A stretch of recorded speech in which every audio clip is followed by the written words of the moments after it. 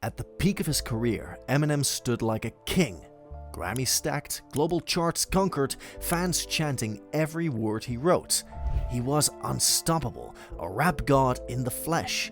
But what if I told you that behind all that success, he was slowly dying? Not from a bullet, not from an enemy, but from the very fame he fought so hard to earn. This is the story of how Marshall Mathers almost lost his career, his family, and his life. When Eminem exploded into the mainstream in 1999, nobody was ready. My Name Is hit MTV like dynamite, a bleach blonde menace with bars sharp enough to cut anyone who challenged him. Crowds loved him. Critics feared him. Politicians hated him. The more they tried to silence Slim Shady, the louder he became. 3 Grammys, multi-platinum albums, an Oscar for Lose Yourself. Marshall Mathers, the bullied kid from Detroit, had become pop culture's most dangerous voice. But here's the problem.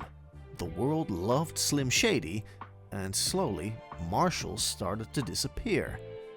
Every headline was a battle, every camera flash a warning shot. The media painted him as a villain, a bad influence, a ticking time bomb. Imagine waking up every day and the entire world already decided who you are, and it's the worst version of you. His music was catharsis. His fans were therapy. But behind closed doors, Eminem was sinking into silence. A silence he tried to numb with pills. Backstage chaos, tour demands, expectations that were impossible to meet. His own creation, Slim Shady, had become a monster he couldn't control. Fame didn't make him unstoppable, it made him untouchable and brutally alone. Then, everything broke. April 11th, 2006. Proof, Eminem's best friend since childhood, his biggest supporter, the heart of D12, was shot and killed in Detroit. To the world, Proof was just another rapper. To Marshall, Proof was family, the one person who always kept him grounded. And now, he was gone. The grief hit harder than any diss track ever could. Eminem didn't just lose a friend, he lost the last piece of his old life, the piece that remembered Marshall before the fame. After Proof's death, everything spiraled. Eminem cancelled shows, the studio went quiet, pills weren't enough anymore, as Marshall himself later admitted, "I just wanted to feel nothing." And he was getting dangerously close to that wish. By 2006, Eminem was still on every magazine cover, but behind those glossy photos was a man collapsing in slow motion. Addiction rising, grief multiplying, darkness closing in. After Proof died, Eminem didn't just step away from the spotlight, he disappeared from his own life. The pills that once helped him cope now controlled him. We're not talking 1 or 2 to take the edge off, we're talking full handfuls. Vicodin, Valium, Xanax, Ambien, mixed like candy. He said, "I'd take anything that came my way." Studio sessions slowed, tours were cancelled, his energy gone, his passion numbed to silence. The rap god was still breathing, but Marshall Mathers was fading.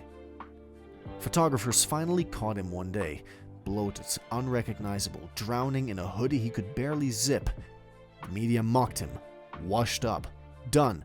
Another celebrity meltdown. But they didn't know what was happening behind the curtain. Eminem wasn't losing his career, he was losing himself. From 2005 to 2009, Eminem released almost nothing. No music, no interviews, no late-night appearances, just silence. And addiction swallowing him alive. Years blurred together. Friends stayed away. Marshall isolated himself, not because he wanted to, but because he couldn't face the world sober. The man who once battled everyone, the government, pop stars, the entire industry, was now battling his own reflection. And losing. Even family couldn't reach him. He later admitted, "I didn't give an F if I lived or died." And then the breaking point hit. Marshall Mathers was found on his bathroom floor, unconscious, his heart barely beating. He overdosed on methadone, a drug 30 times stronger than what he thought he was taking. Doctor said if he arrived 2 hours later, he would have died. Just think about that. The man who survived Detroit streets, who fought poverty, bullying, lawsuits, and the entire music industry, almost lost everything because of a pill. His daughter Haley, the reason he built his empire, almost lost her father. This wasn't another rap feud, this wasn't a headline scandal, this was death knocking on the door. And for the first time, Eminem answered. That night changed everything. Marshall should have been gone, but he woke up. He didn't realize it yet, but this was the moment Slim Shady would have to die so Marshall Mathers could live. Eminem had survived the unthinkable, but survival was just the first battle. Now came the hardest fight of his entire life: recovery. No cameras, no arenas, no applause, just a man trying to rebuild his brain and find his voice again. Waking up in that hospital wasn't the miracle. What came next was. Eminem agreed to something he'd always avoided: rehab. He had to relearn how to live, and just as importantly, how to rap sober. His memory, his timing, his flow, gone. Years earlier, he could write 10 punchlines in 30 seconds. Now, he would lose the last rhyme he thought of. He later said, "I had to learn how to rap again. It was like starting over." And here's the twist. The man who once mocked pop stars for being soft found his most unlikely mentor and protector in Elton John. Elton helped guide him through addiction therapy, called him weekly, checking on him, reminding him he wasn't alone. This part of his journey wasn't glamorous. No awards, no spotlight, just a man trying to stay alive long enough to find his voice again. Then, slowly, the music returned. Relapse was his first step. Messy, chaotic, but proof he could still fight. But recovery, that was the resurrection. Not Afraid wasn't a flex, it was a confession and a promise. We'll walk this road together through the storm. It wasn't Slim Shady talking anymore, it was Marshall Mathers, the father, the survivor, speaking directly to millions who were also battling demons behind closed doors. Then came Love the Way You Lie with Rihanna, a gut-punch look at toxic love and trauma. Eminem wasn't glorifying chaos anymore, he was analyzing it, understanding it, owning it. The world realized he didn't lose the crown, he earned a new one. Just when people thought he had softened, he unleashed Rap God. 6 minutes of pure lyrical insanity. 1,560 plus words, 7 different flows, a Guinness World Record. A reminder that no matter how deep the fall, the pen was still undefeated. Then came the Marshall Mathers LP2 Kill Shot, and surprise albums like Kamikaze and Music to be Murdered By. Each one a message. He wasn't competing with the new generation, he was teaching it. Rappers who grew up idolizing him now stood across the ring, and he proved he could still knock out anyone who underestimated him. Eminem didn't just return, he reclaimed the throne.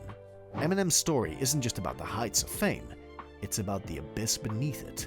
He became a legend because of his talent, he became an icon because he survived.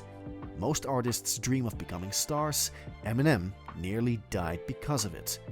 But he got back up, for his music, for his daughters, and for every fan who ever said his songs kept them alive. He lost everything once, but came back with more than anyone ever expected. Because rap gods aren't born, they are forged in pain and resurrected through purpose. His legacy isn't just what he wrote, it's who he helped survive. What are your thoughts on this? Let us know in the comments below. And if you liked the video, don't forget to like and subscribe to the channel for the latest videos.